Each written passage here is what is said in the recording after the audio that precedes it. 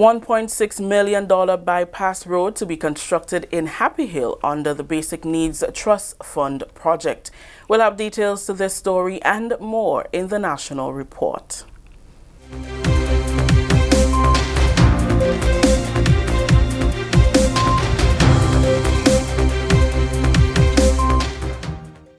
With the details to the news for Wednesday, September 2nd, 2020, I am Rakisha St. Louis. The Happy Hill Bypass Road, a project undertaken by the Basic Needs Trust Fund and awarded to Gilbert and Partners at an estimated cost of 1.6 million EC dollars, will connect two existing roads upon completion. Jason Williams, project engineer with the BNTF, says the overall objective of the project is to create access for residents who live and farm in the area.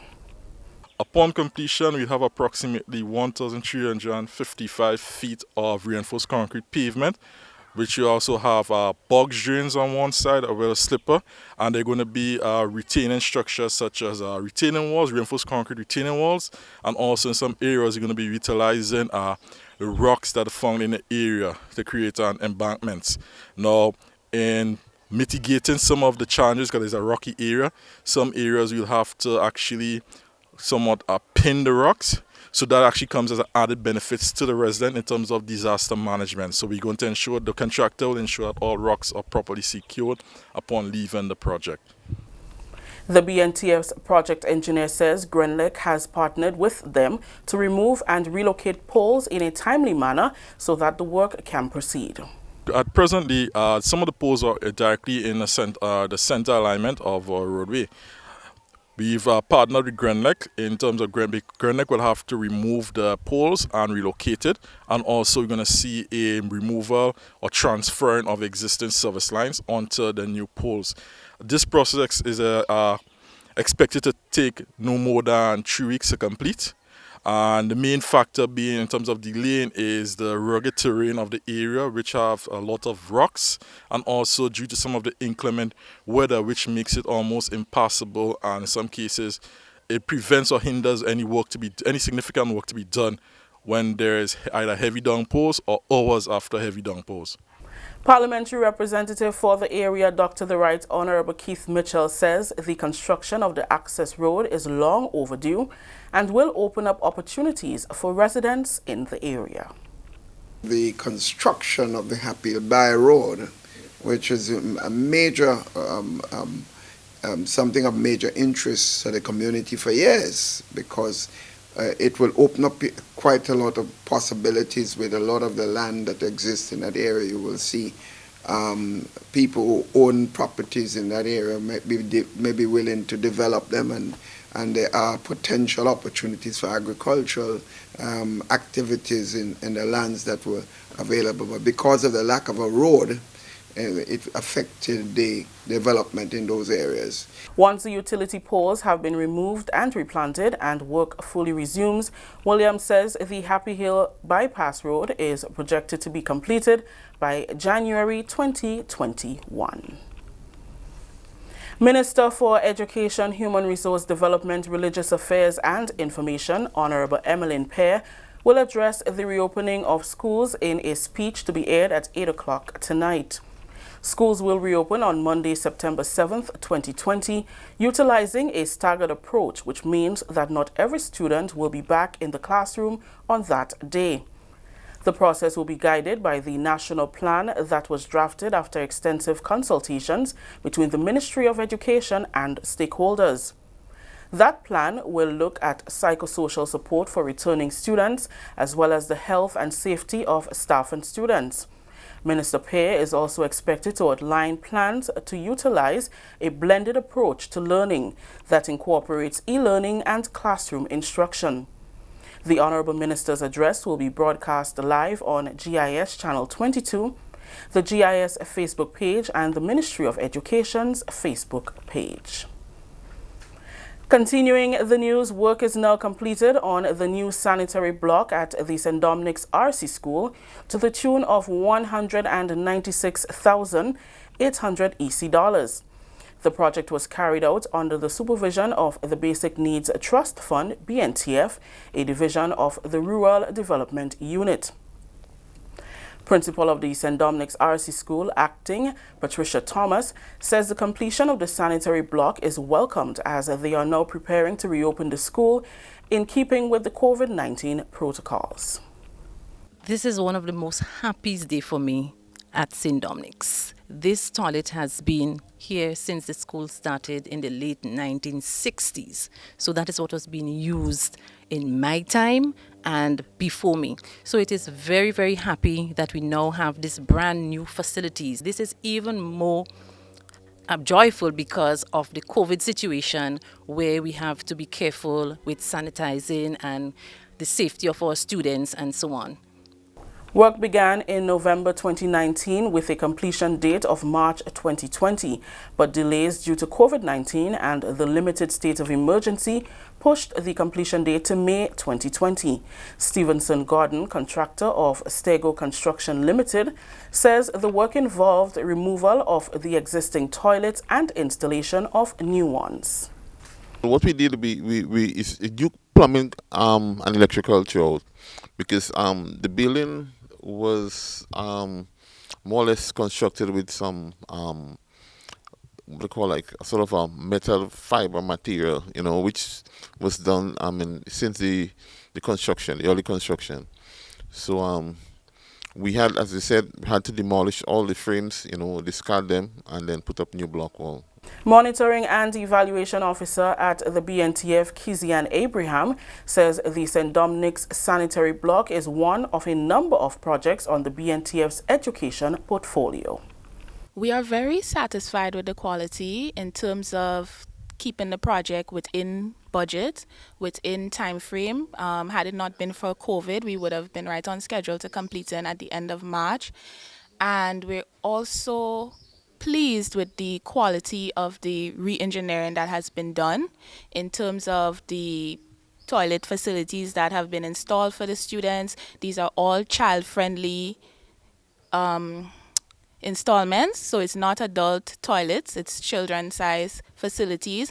A facility that they can feel comfortable in, that is safe, secure, and fosters the sort of hygiene, safe hygiene that we want students to practice. The St. Dominic's RC School has a student population of 247. This is the National Report. The news will continue after the break. The house was shaking. Then suddenly saw we hear bang, crack, and the roof had gone. Man, I was so scared, I nearly wet myself. Only those who have lived it can truly understand the devastating fury of a hurricane's wind. The house across the road just get up and roll over. Hurricane force wind. It's a hazard. Hazards. Take control. Reduce your loss. You can hurricane-proof your home. For example, make your roof more wind-resistant by using screws instead of nails in its construction. Find out more about hurricane force winds and other hazards at your local disaster office. A message from the National Disaster Management Agency and SEDERA. Welcome back. The Climate Smart Agriculture and Rural Enterprise Program SIAP has launched its newly designed and official website, siap.gov.gd.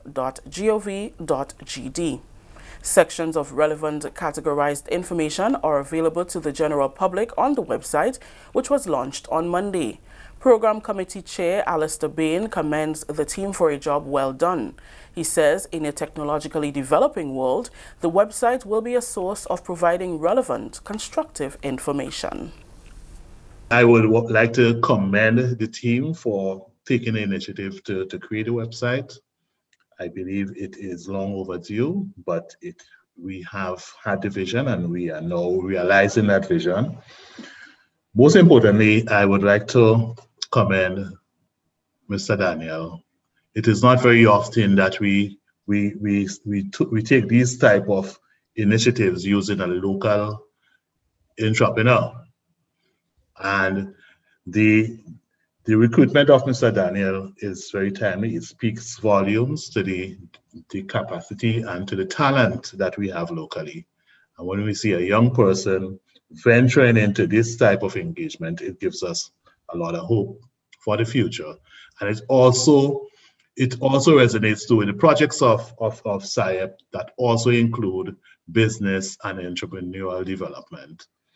Web developer and managing director of Azure IT Solutions, Kendall Daniel, is honored to be on this endeavor with the Climate Smart Agriculture and Rural Enterprise Program. I must say that it's an honor to actually work with the team at SIEP to build out their website. And going digital is not an option anymore. I mean, we live in an age where everything needs to be digital immediate, I would say. So I would first like to take the opportunity to commend SIEP for actually making that move. It's a move in the right direction. So the team at ASIT, we work with the SIEP to develop their website. And what will be displayed today is our work in progress. We have put things in place to ensure that the website will be continuously updated. And when you think of development, you think of code. But what we did, we actually did a lot of the hard work in the back end so that the persons at SIEP wouldn't have to do any hard work. So it's gone are the days where you will sit down and develop from scratch or actually code. It's a matter of being able to use simple tools to deliver information. Finally, in the news, the Grenada Airport Authority has added a new fire truck to its fleet. In 2018, the board received approval to purchase a new fire truck, Rescue 4, which is in keeping with regional and international standards. In November 2019, the unit was fully paid for at a value of $2 million EC. The keys for the Panther 6x6 unit was presented to ASP Glenroy Corian, officer in charge of the fire department at the RGPF, by the Minister for Tourism and Civil Aviation, Honorable Clarice Modeste Kerwin. The storage capacity is 3,170 gallons of water, 422 gallons dry foam, 500 pounds dry chemical, and the foam discharge is 2,100 gallons per minute. Chairman of the Board of Directors at the Grenada Airport Authority, Anya Chow Chung, described the purchase of the Rescue 4 as timely. The commissioning of Rescue 4 brings us one step closer to our readiness and full preparedness for the return in earnest of major international airlines and the return in earnest of visitors to our shores. Of course, there's a term called these COVIDious times, but of course, while the climate is uncertain for the time being, we are optimistic as the world surmounts the prevailing pandemic. Travel will return. It is with this prognosis that we at the MBIA must stand ready and poised to manage our inward and outward bound passengers, our guests. Essentially, we have to be ready to manage our customers. Looking to the future, we are on the cusp of embarking on 2 major expansion projects, and I assure all that our extremely vital operation at Lauriston Airport in Carriacou will certainly not be excluded from these plans. While commending the Grenada Airport Authority for their commitment during the COVID-19 period and the gradual reopening of the country, Minister for Tourism and Civil Aviation Clarice Modeste Kerwin expressed that maintaining regional and international standards of the airport is vital. So we have to meet ECA standards, which is the regional body that control what we do or manage us, and we have to meet international standards. So it's not because we're small or we're poor or whatever. We got to meet it just as everybody else in the whole global village. And we have done that and maybe a little more. So we're going to maintain our Category 9, and we're going to stay right there. We won't be moving, but I really want to commend you for how you managed to make the payments. As we bring in more and more Grenadians, the question we have to ask ourselves, what happens when those who really want to come back, when that numbers start to dwindle, and we've seen them dropping, what happens? How do we attract visitors? What do we do?